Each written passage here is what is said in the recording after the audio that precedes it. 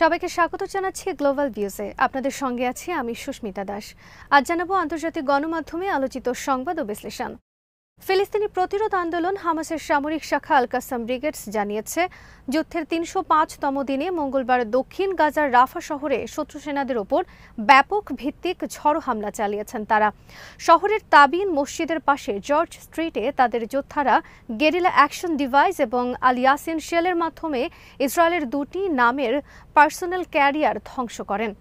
এ সময় ground explosive device এবং আল ইয়াসিন রকেটের মাধ্যমে দখলদারদের দুটি মার্কাভা ট্যাঙ্কে আঘাত করা হয়। কাসামের যোদ্ধারা দেখতে পেয়েছেন প্রচণ্ড লড়াইয়ের সময় হতাহত ইসরায়েলি সেনাদের উদ্ধারে সেখানে হেলিকপ্টার অবতরণ করে।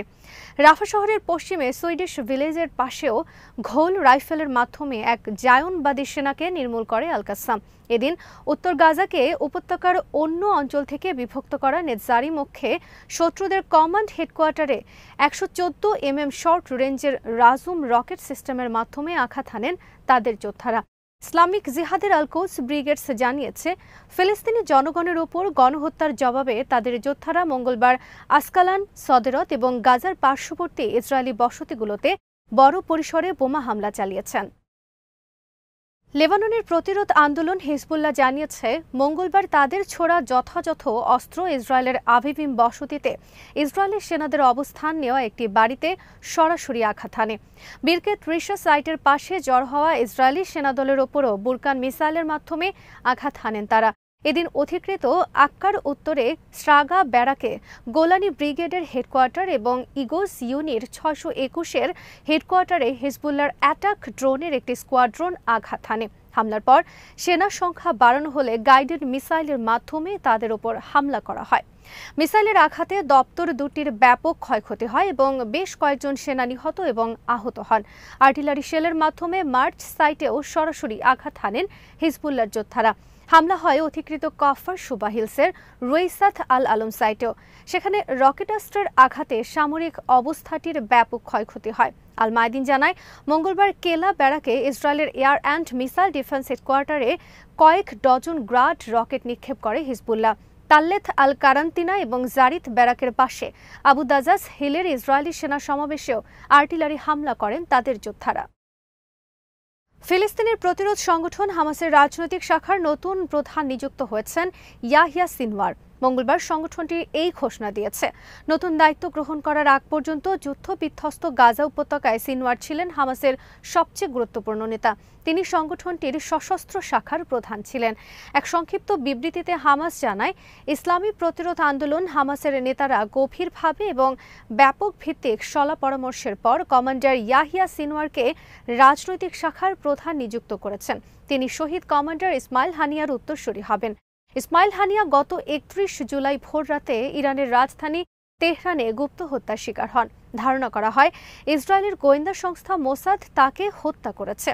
নতুন দায়িত্বের পাশাপাশি সিনওয়ার আগের দায়িত্ব পালন করবেন কিনা তা নিশ্চিত হওয়া যায়নি। গাজায় ইসরায়েল যুদ্ধ শুরু করার পর থেকে তাকে প্রকাশ্যে দেখা যায়নি, তবে ধারণা করা হয় তিনি গাজায় রয়েছেন। ৬১ বছর বয়সী সিনওয়ারকে গত ৭ অক্টোবর ইসরায়েলের নজিরবিহীন হামলার প্রধান পরিকল্পনাকারী মনে করা হয়। সিনওয়ার হামাসের রাজনৈতিক শাখার প্রধান নিযুক্ত হওয়ার পর ইসরায়েলি সেনাবাহিনীর মুখপাত্র ড্যানিয়েল হ্যাগারি বলেছেন, ইসরায়েল তাকে হত্যা করার বিষয়ে প্রতিশ্রুতিবদ্ধ। রয়টার্স জানিয়েছে, হামাস নেতা ইসমাইল হানিয়া হত্যার পাল্টা জবাব দেওয়ার জন্য যখন তোড়জোড় শুরু করেছে ইরান, তখন রাশিয়ার প্রেসিডেন্ট ভ্লাদিমির পুতিনের ঘনিষ্ঠ সাবেক রুশ প্রতিরক্ষামন্ত্রী সের্গেই শোইগু ইরানের প্রেসিডেন্ট এবং শীর্ষ কর্মকর্তাদের সঙ্গে বৈঠক করতে তেহরান সফর করছেন। গত সপ্তাহে হানিয়া হত্যার তীব্র নিন্দা করেছে রাশিয়া এবং সব পক্ষকে এমন কোনো পদক্ষেপ নেওয়া থেকে বিরত থাকার আহ্বান জানিয়েছে যা মধ্যপ্রাচ্যকে বৃহত্তর আঞ্চলিক যুদ্ধের দিকে ঠেলে দিতে পারে।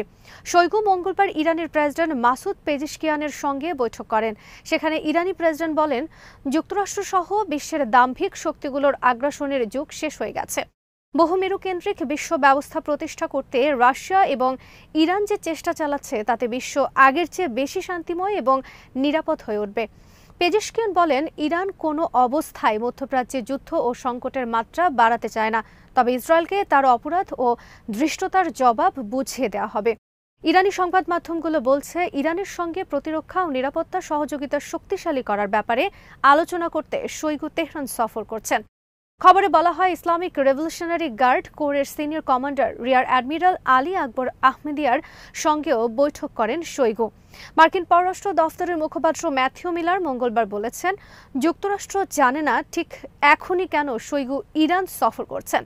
ইউক্রেন হামলায় ইরানের সমর্থনের চাইতে তেহরানের সঙ্গে মস্কোর সম্পর্ক বাড়ানোর লক্ষ্যেই এই সফর বলে ধারণা করেন তিনি। ফিলিস্তিনের স্বশাসন কর্তৃপক্ষের প্রেসিডেন্ট মাহমুদ আব্বাস বলেছেন, গাজা যুদ্ধ দীর্ঘায়িত করার জন্য হামাস নেতা ইসমাইল হানিয়াকে হত্যা করেছে ইসরায়েল।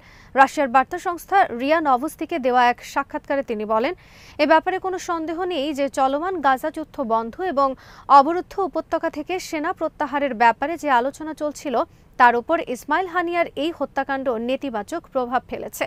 মঙ্গলবার প্রচারিত এই সাক্ষাৎকারে তিনি ফিলিস্তিনি জনগণের বিরুদ্ধে ইসরায়েলের আগ্রাসী তৎপরতা বন্ধের জন্য তেল আবিবের প্রতি আহ্বান জানান।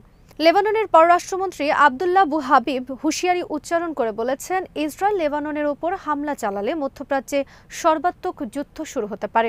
লেবাননের বিরুদ্ধে ইসরায়েলি আগ্রাসন থামানোর জন্য জাতিসংঘের পক্ষ থেকে প্রচেষ্টা আরও জোরদার করার আহ্বান জানান তিনি।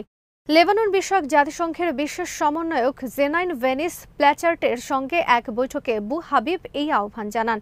এদিকে লেবাননের জাতীয় সংসদের স্পিকার নাবিহ বেরি বলেছেন, ইসরায়েলি আগ্রাসনের বিরুদ্ধে উপযুক্ত জবাব দেওয়ার অধিকার রাখে হিজবুল্লাহ। তিনি বলেন, লেবাননের ভূখণ্ডে বেসামরিক জনগণের ওপর হামলা চালিয়ে ইসরায়েল সমস্ত আন্তর্জাতিক আইন লঙ্ঘন করছে। আল জাজিরা জানিয়েছে, মধ্য গাজা এবং দক্ষিণের খান ইউনিসে মঙ্গলবার বিমান হামলা চালায় ইসরায়েল। গাজার স্বাস্থ্য মন্ত্রণালয় জানিয়েছে, গত বছরের 7 অক্টোবর গাজায় ইসরায়েলি হামলা শুরুর পর থেকে মঙ্গলবার পর্যন্ত 39,653 ফিলিস্তিনি নিহত হন, যাদের 70% শিশু ও নারী। বাংলাদেশের ক্ষমতার পট পরিবর্তনের পর প্রশাসনের বিভিন্ন গুরুত্বপূর্ণ পদে রদবদল আনা হয়েছে। বুধবার র্যাবের মহাপরিচালক হিসেবে নিয়োগ পেয়েছেন AKM শহীদুর রহমান, আর ঢাকা মহানগর পুলিশের কমিশনার নিয়োগ পেয়েছেন মোহাম্মদ মাইনুল হাসান। এর আগে মঙ্গলবার রাতে মাইনুল ইসলামকে পুলিশের মহাপরিদর্শক হিসেবে নিয়োগ দেওয়া হয়। র্যাব মহাপরিচালক ব্যারিস্টার মোহাম্মদ হারুনুর রশিদকে অতিরিক্ত আইজিপি হিসেবে পুলিশ সদর দপ্তরে, ডিএমপি কমিশনার ও অতিরিক্ত আইজিপি হাবিবুর রহমানকে পুলিশ সদর দপ্তরে সংযুক্ত করা হয়েছে। মঙ্গলবার সেনাবাহিনীর শীর্ষ পদে বড় রদবদল করা হয়। লেফটেন্যান্ট জেনারেল সাইফুল আলমের চাকরি পররাষ্ট্র মন্ত্রণালয়ে ন্যস্ত করা হয়েছে।